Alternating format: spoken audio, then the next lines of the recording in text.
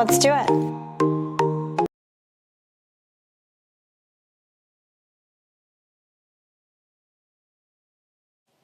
Welcome to Living, Breathing, and Having a Good Time. I'm your host, Sierra, and today we have a very exciting guest. We have an intuitive reader, trusted psychic, clairvoyant, clairaudient, clairsentient, life coach, and angel psychic. Welcome, Michael Scott. Thank you. From Sarasota. So you drove down to be with us today, and we have a lot of topics to discuss. You're a very interesting person to me. Oh, thank you. And I kind of met you through some people mutually a few years ago, and I've had readings from you, which have been amazing, by the way. The veil is thinning in the universe as we know it, and there's a lot of things going on in the world today. And a lot of people don't understand what you are. And so you have many gifts. And I want you to explain, because we always hear people talk about, well, I'm religious, or, oh, I'm spiritual, and I believe in God, and I believe in this. How do your gifts incorporate all of that, and how is it not separate? It's a very broad question. It is. It's a broad question, but we are built this way, and we are built this way by God, all that is. Anything that somebody, calls, typically God, that is, the part of us that's divine and connected with everybody. Mm-hmm. And so when we come into this world, we're looking, we're trying to connect with a family that we will be raised in, that is, we're looking for genetics, for personality, but we're also looking for this ability to be able to connect with our higher self. And so that is the soul connection that when people, do as much as they can in the physical world and have friendships, and they golf a lot, or, fish a lot, and they're having a great time, but they've got this emptiness where they go, there's more to life than this. Mm-hmm. That's the part where the spiritual connection comes in. And that's also the part where we are looking for the thing that allows us to know that this isn't all that there is, that there's more to life after we look like we die. Because the part that we bury is the genetics and the personality. The part that lives on is our eternal soul, and it is connected to everybody. It just looks like it isn't in this time frame. And time doesn't really exist either, but I'm always on time. So you are. I thank you. I know Sarasota traffic can be iffy. So tell us your gifts. So what is a clairaudient? What is a clairvoyant? What is a psychic medium? There's a lot of people that have questions with these things, and they don't understand it. Well, the clairs are all ways of sensing that are not verifiable or understandable. It's just that you get them in a way that maybe not everybody does. Mm-hmm. And, a lot of times there are other psychics that will pick up on exactly the same thing, but we're all built a little bit differently. It's just like you and I, our genetics are very different. Mm-hmm. And so our spiritual genetics are different as well. Mm-hmm. And so when we have hearing. Mm-hmm. So from having readings from me that I work a lot in vibrational energy, which is sound. And so you do. As a way of connecting with the information that is all around you, I ask you to say your birth certificate name, right? First birth certificate, because I actually have a lot of people who are, adopted, and so they have their birth certificate name is typically different, They do. And so that is the part where kind of consider myself a little bit of a forensic psychic too, because I'm able to pick up on information. Our most important things that we have available to us is information that happens from birth through age 6. So 90% of our brain development is done by the age of 5. And so that is, you are in such close proximity with your caretakers, right? We at are. that point. We are. And those are the people we're coming in to work with. And at that point, I also can tell who we are going to do next lives with. It's not as important to me because this is the important one. This is the great one. But I'm getting information that visually looks like a spreadsheet, can sound Interesting. give me names and information that, you know, is auditory for me, like I can hear it. And then there's other things that you get, like Mother Mary, actually, like as we have guides, we have, you know, angels. They're different. They're not dead people. And we have all of these different things around us that are giving us information and exchanging information on a regular basis. And so for the different gifts, it's like some people are heavier weighted on maybe sound or visual. And so that's where that all comes in. There's also people who do a lot with touch, and they work with psychometry, which is like touching objects and being able to get personal information from people who've, you know, touched it. Jewelry or anything like that. And so, you know, there was a heavy training period for me in the 90s, and Dallas is kind of a big training from center. Dallas. My mom's from Dallas. Oh, Yes. okay. Yes. Well, Dallas is a training center, and a lot of people get a lot of their training there, and we all kind of disperse and take that information and go work out there in the world. I mean, I always say I'm saving the world one person at a time, but you know, it is kind of an interesting thing that when you go through a lot of training with a lot of different people, that you pick up on certain things. It's kind of like religion. You kind of take and leave what things that resonate with you and just like let some of the other things go. But I think that books do such a good job of giving information to people without ego.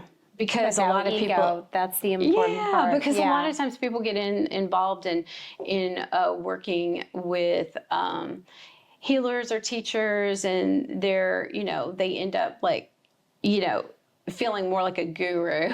Yeah, they really do. Yeah, than putting you on the right path to like, oh, you want to focus on dreams, or you want to focus on healing this particular portion. Then, you know, it's like, I feel like my job sometimes tends to be like putting people in touch with the right aspects to get them like just, you know, being able to walk down a path that's going to allow them Get to them like over the hump. Yeah. So, but yeah, the different kinds of clairs are all different ways of gaining information without something that's like obvious. Got you. Now, you know, just to set the record straight, so when you book an appointment with you, she does not have all your information. So just FYI. So it's not hokey. It's not like one of these people that do background checks.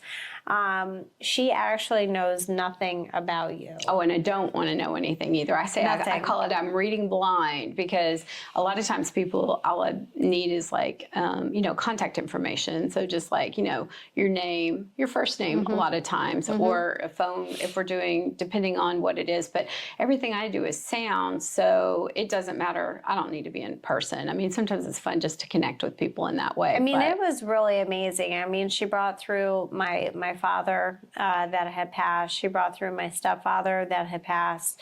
A lot of family members that had passed to me with certain messages and certain things like, okay, You need to focus. This is where you need to focus at because you're a little scattered over here. So we need to get Sierra over here.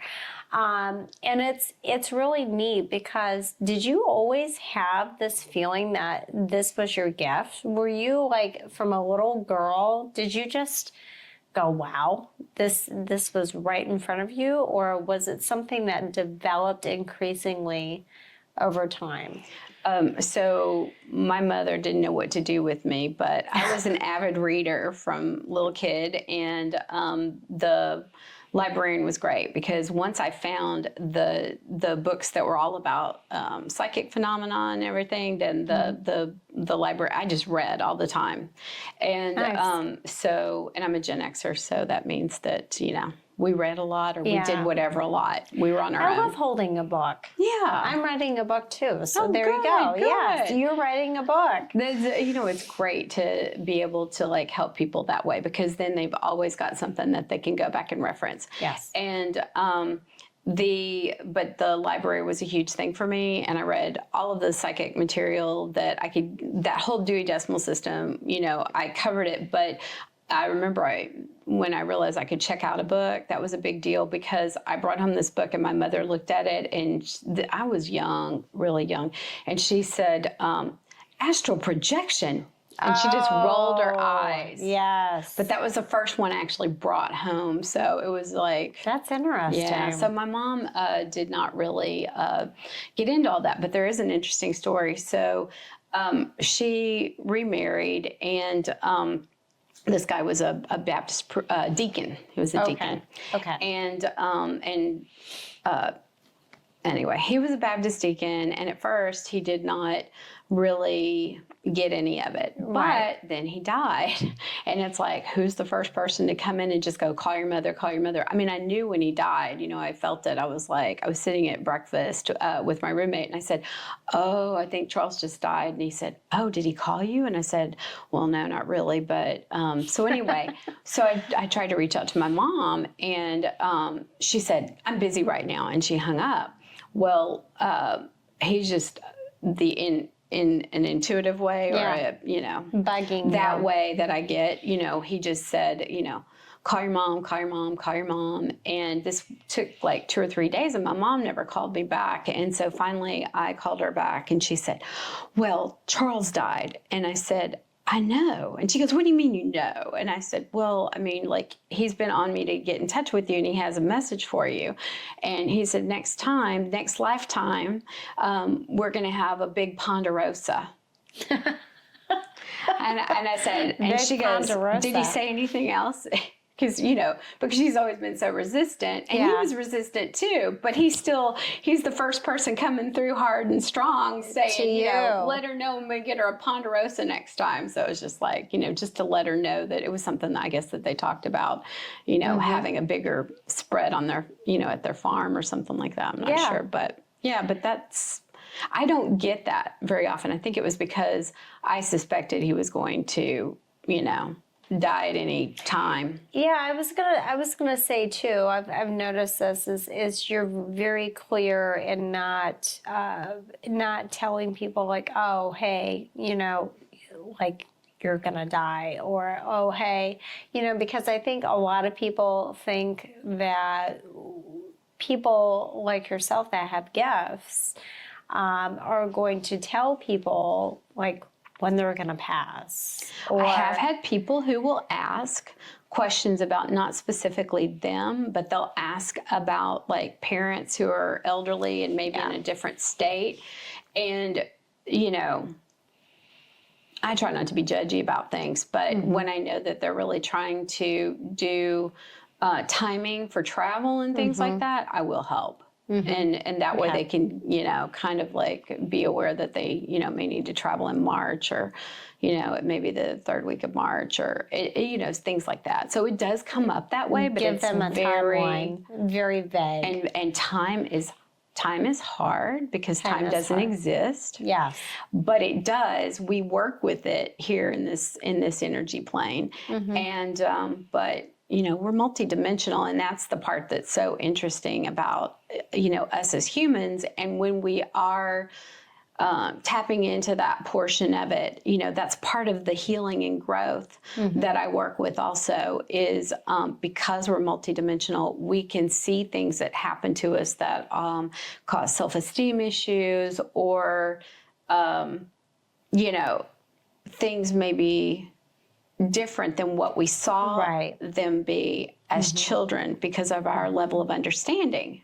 Yeah. And so what I can do is I can go through a process where I'm able to turn it into something that is more relying on the multidimensional part of it in order to create healing. And so that's where I have fun with that. Well, so when you talk about multidimensional, because a lot of times when you're watching sci-fi movies or watching movies, aren't they fun? They are, and you're watching these shows about the paranormal. Can you explain to people how that really works? Because I think a lot of people are very fearful, and there really shouldn't be a fear. But there's a fear of what they don't understand. Yeah, but I think that's like, remember Stranger Things where the upside down and all that? And I think that, they turned it into, they did some really neat things with that.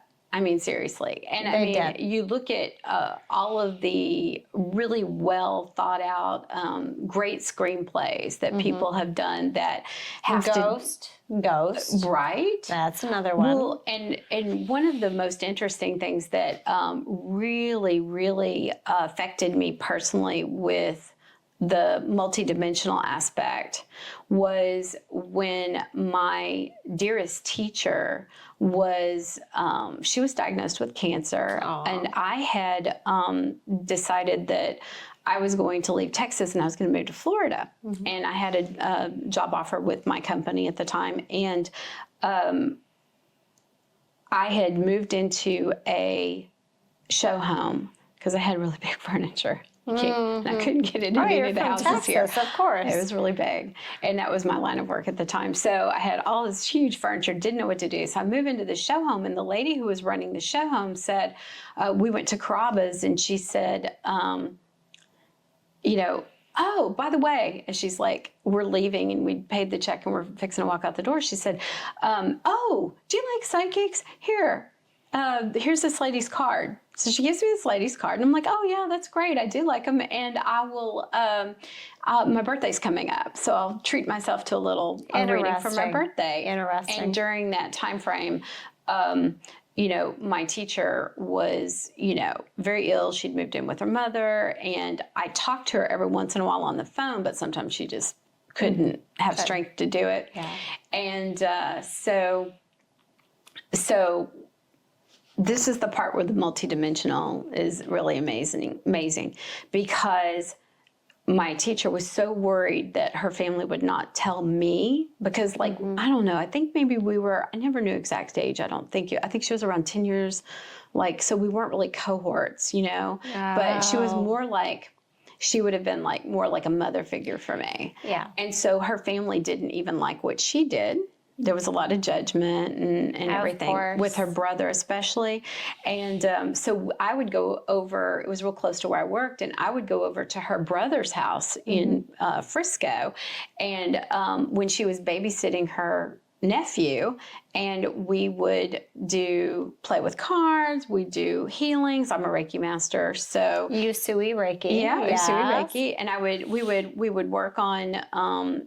She was basically working with me, in a lot of different ways, and I was trying to give her energy because I knew that she was really ill. Yeah.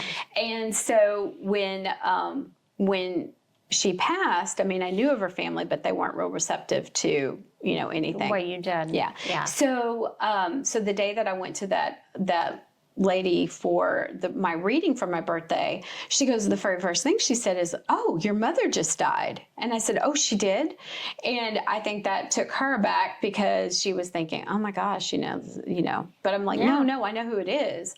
And then she gave me a couple of messages that were very specific, oh, she's not coming back. And I go, oh, I know. She always said she's not coming back. Because we do have a little bit of control over cycles in our development, because we're developing not just here, but we're also developing out in, you know, the cosmos as the multidimensional part. A lot of people talk about being reborn or reincarnation, and so It's kind of like that. Yeah, I think reincarnation is a lot more specific, and a lot more specific to. Remember, I said that in the beginning that there are 3 things that we're looking for the family that we want to be raised by. Right. So it's genetics, personality, and that's genetics and personality for the people that we're being raised by too. Yeah. And then also the ability to reach our spiritual potential. So I wanted to go back and finish how the part with the multidimensional part fits in with this. So when my teacher, she died that day, like so 2 hours or 3 hours before. There's a time difference, but 2 or 3 hours before my reading. And so when this psychic told me that, oh, your mother died, I was like, oh, and I wasn't even thinking. And I got out to get a bottle of water at a gas station, and my phone rang, and it had her name on there, and I went, oh, Margie. And there was this pause, and it was her brother, and he said, Michael, this is, her brother. And he goes, she really was concerned that nobody would let you know when she passed, but she passed this morning. And the whole thing with it being on my birthday, she died on my birthday. She wanted to give a message, and she wanted to make sure that I knew that she had passed. And all of this stuff that when you look at it, all comes together from a very, it's not coincidental, and it's very controlled. And that's the part that the multidimensional part of us is still playing with, right? Because, we're coming into when people talk about like the way we're built and our the way our emotional body has such an impact on our physical body, right? Sure. So I lost my train of thought on where I was going with that. It's great though. Your emotional and physical body. Because it's electromagnetic, not particles, but waves, right? It is. It's a particle and a wave. It is. And so that energy that people say, oh, can you read auras? And can you see auras? And people who do yoga, people who are doctors, people who are surgeons. These people that are in energy fields all day long, usually start to see things. And sometimes it's color, and sometimes it's just energy field. Like, when you're at a gas station, you see the fumes. Yes. So a lot of people see that. Some people have little auras, some people have big ones. And sometimes they can be very quick. Yeah, especially, I remember when I first trained on being able to see auras. There was this one lady that I could always see her. She was like turquoise. It was just it was just this color. But almost everybody else, it's more of the energy that you can see. So auras, for a lot of people that don't understand auras, because I know that people even that have been soldiers that have lost their limbs. Oh, yeah. This is a very good analogy and point to make. They can still feel their leg, right? So it's phantom pain, but it's still there. Yeah. And on an aura imaging machine, it will still appear. So, and I can still see people's plastic surgery too. I can see their nose that they had fixed. I can see like plastic surgery that, has changed their physical makeup, but I can see it. So when people get in your aura energy field, because a lot of people that are empaths, we can feel a struggle in huge crowds. It can get very overwhelming. And that's the energy. So whether if someone's around you that brings a very negative energy, angry energy, But then on the opposite end, joyful energy, you absorb that. And I think a lot of people don't understand what auras are and how they affect people. Well, I want to tell you something that is so cool. And I have a lot of great books, like I said, that, and I read a lot of the really great healer teachers of our time too. And that's always beautiful. But I wanted to say this was a Deepak book. Because he's a doctor, right? And I think that Deepak Chopra. Yeah. I'm love sorry. I just call him by his first name, ever since we met. But no, so Deepak, I think, is the one that I think this was in. I'm wanting to say it's about the one about meditation. It's a meditation book. Yes. And he talks about the when you go and have a heart scan, they're not going to put electrodes and stuff directly through your skin and, place them to where they're actually touching your heart, right? Right. But they can get all of this little information that comes all off of it, and it's just from touching your skin, right? Yes. Isn't that a beautiful way of explaining it? Yes. You have this energy body that encapsulates us, and it can be big, it can be small, it can be distorted, it can be, it can be one side or the other and everything. But the main thing is that, we have been playing in our energy fields for forever. A long time. And it's just I think that's just such a poignant way of explaining it, is with that particular tool. So if people are having a bad day, or if people are in this low vibrational field, okay, because we come across, this. You walk out of your house, you're probably like, oh, thank God, because you walk out in society now, and it's you find a lot of these low vibrational people existing. They're not present. Well, we do it too. Even if we're high vibrational, we still dip. Right? So how do you hire that? Because I know a lot of people are wondering, because you hear about meditation, you hear about sound healing, you hear about all these things, but how can you really reinforce your energy and really heighten it? You want to hear the easiest, best way to do it? Yes. What's the highest vibrational word that you can think of? God. God. And what's another one? Jesus. Okay. I don't know. Okay. I like those. I like anything that anybody thinks is their high vibrational word. I like to use the word love. I love love. Okay. Yes. Okay. Love is good. So love is good. Whatever, because sometimes, and we all have our favorite way. It's all about love. Yeah. And we all have our favorite way of thinking what the ultimate is. And so all you have to do is think, see, hear, in your mind even. You don't even have to say it out loud, but I'll tell you, angels love energy. So it's like clapping, singing, but the word love will instantly put you in a different space. It's so true. It really is, because if you think about it, when a person says, I love you, or they give you a hug and say, I love you, I mean, it does. It changes your whole entire vibration. And, you brought a little kit with you. Ooh. And I think it's time to get it out. Okay. Well, I just brought my favorite deck, and since I had talked about my old teacher, I've had so many teachers. I've got to tell you, I've had so many teachers. I've done so many different trainings on different kinds of modalities. So it's but we all have our favorites that we like. Yes. And I'm very bad at shuffling cards. Oh, are you? Okay. Well, okay. So people ask me all the time if I'm a blackjack dealer, but I think that this is a really cool way of doing it, because I do go through a lot of card decks, because I still use them because I loved her so much.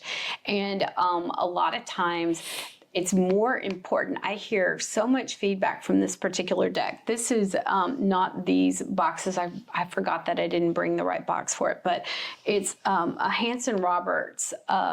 She did such a great job with this.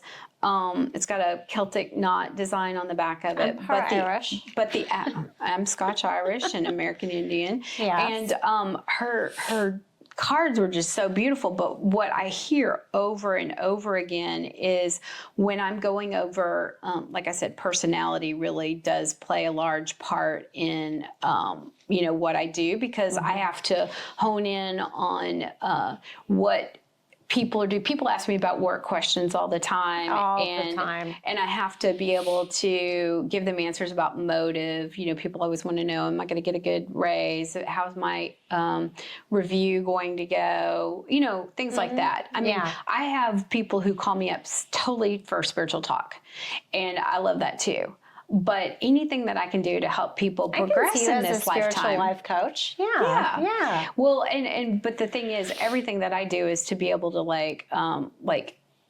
I've had people just in crazy scenarios with work situations where, because I'm able to see motive with people and get them how to respond to people in a different way so that they can heal the relationship at work. So that's kind of nice. But so a lot of times people will, I'll say, oh, but this guy's because a lot of people want to know love relationships. And so it's this guy's really fiery and social and, construction work. And I was trying to think of what this guy would be. But when I'm trying to hone in on, what somebody's looking for, a lot of times personality has a lot to do with it, right? It does. And, it does. And so then, but it's funny because I have so much feedback with people saying that the person, they really look like that. And so these have just been my go-to for so many years. When you say tarot too, because I don't mean to be dumb, but there's a lot of people that really don't understand what tarot is. Okay. So it started out a long time ago with cartomancy, which was playing decks, right? Okay. And so rich people used to sit around in parlors and they would play a lot of card games. And part of it was fortune telling also. So, a lot of the things that people considered women's, things that women did or whatever, may have, been a little bit, they keep less records of. How about that? Okay. But for cards, in a lot of cultures, there's also a part of it where people everybody is always curious about what's going to happen and about the future. Should I pull a card? Oh no, you don't. No, we're not working right now. You'd have to give me your name. No, I'm kidding. But for and this, she also colored this one. This is one of the more traditional Rider-Waite. So when I've been working with somebody for a number of years or whatever, and I know them really, really well, what I do is I'll change into a more generic, deck that has less personality to it and is more so that all I'm getting is just circumstance, and then the rest of it's just all, coming to me in different ways. That's interesting. So do you intermix this with your psychic mediumship? Yeah, I do. And the mediumship, I really tend to, I don't usually work with grief like some people. Okay, so there are different modalities in the psychic world. So a lot of times people are mediums. It's a variety of a type of person that you would go to if you were having trouble with grief. And so sometimes just knowing that there is something more to this life than just what we see is really important to somebody. So they may want to know that Uncle Fester had a pipe and he wore a green jacket. Okay, so I get information from Uncle Fester, but it's more about the original journey of life, or just to let the presence be known so that they know that they've got a lot of people that are out there wanting them to be successful or have children sometimes, so that it carries on a family line. More so with Europeans than with Americans. We're very short. We tend to be. Yes. We're our ancestral line isn't as long, and so it is really different. But with what I do, I combine a little of everything, because I'm doing background information in order to help somebody heal past things that were created by ancestral issues, things that were handed down from parent to parent, that have to do with that block of time that I said that's so important, which is birth through age 6. Okay, and so that's where I can usually tell when somebody's That's still interesting. carrying. Yeah, so that's where you can usually tell when somebody's carrying around old information that they learned from childhood. Now, it doesn't mean that we can't create our own self-esteem issues and problems with handling things. Those come up later. Well, you're very vulnerable when you're a child, you know? I mean, You're a little sponge. And yes. everything is language. Yes. So Yes, it you is. come in not knowing any language, and that by the time you're, 5 years old, you're 90% of that brain development, and it's almost all language. So they are really just absorbing anything. And so people do things, say things to their partner in the same room as children, and the kids pick up on it. And, They do. And when the kid They is do. psychic, then I'm always the first to say, okay, this child, you can't lie to them. Okay, you No. can't tell them that there's a Santa Claus, a Easter Bunny, and this is There not the isn't. tooth fairy. We already know there isn't. Yeah. But when they come in and they're the very first thing is that they are psychic, it's really unusual. There's also a thing called golden, where a person will come in and they can have anything they want in this lifetime. Now, what they choose to do with it is That's my it's daughter. up to them, right? Uh-huh. Because they can choose to just have whatever they want, or they can choose to actually better the world. Isn't that an interesting Yes. concept? Yes, it is. Absolutely. And then lastly, so you are writing a book. So coming into 2025, what's this book kind of about without saying too much? All the things that we're talking about. Okay. Okay. And when is it debuting? I'm not sure yet. Oh, I'm you not haven't quite actually- finished. I've still got other things that I'm putting together with it. So it will, All right. Now, are you doing psychic fairs? Are you doing events? Are you doing? I used to do a lot of psychic fairs, but the people that I really engage with tend to be people who are on their path, their spiritual Okay. path, usually higher vibration, and I don't really. The people who come to me are people who go, oh, I felt really drawn to you, and the reason why is because of the healing work that I do. Absolutely. So I'm not going to look bright and shiny to somebody who is doing it for the first time sometimes, or unless they just are on their path and they're hardcore on it. It just Yeah. Yeah. the time is right and Yeah. they're there. Yeah. And that's who will usually work with me. But there's all kinds of modalities, and people have different gifts that they use, and and some people are great. Yeah, and other people are okay, and everybody's hopefully doing it for good. I know that I do. Exactly. Like Exactly. I said, trying to save the world one person at a time. Right. But hopefully the book will be able to get to more people. Good intentions. Well, thank you so much for coming in today. We really appreciate it because, again, the veil is kind of thinning right now. So a lot of people are kind of experiencing, I think, just to wrap this up though, in society today, have you noticed, or do you have some explanations as to why it becomes more and more intense as that veil thins?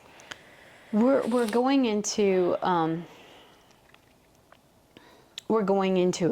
definitely a different time that we've never experienced before, astrologically, and astrology has there are some limitations with that as well.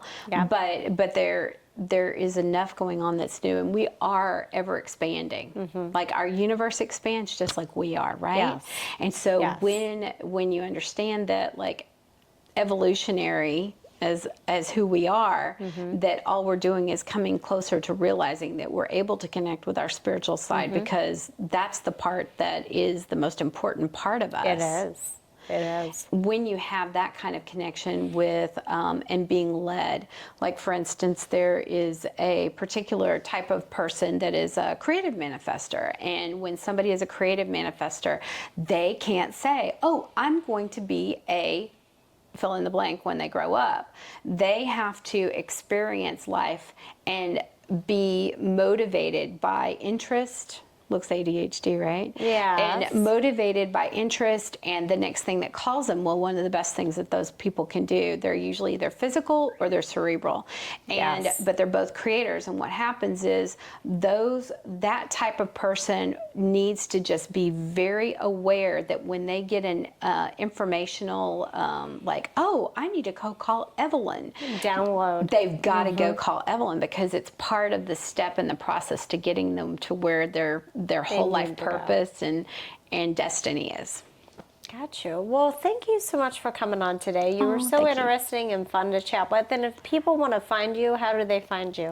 941-726-1234 is my Okay. phone number. 1234. How easy. It wasn't an accident. But my website has a booking calendar within it. And so that's michaelsuscott.com. Awesome. Okay, Michael, we'll see you next year after your book debuts, and I can't wait. Thank you so much. Yay!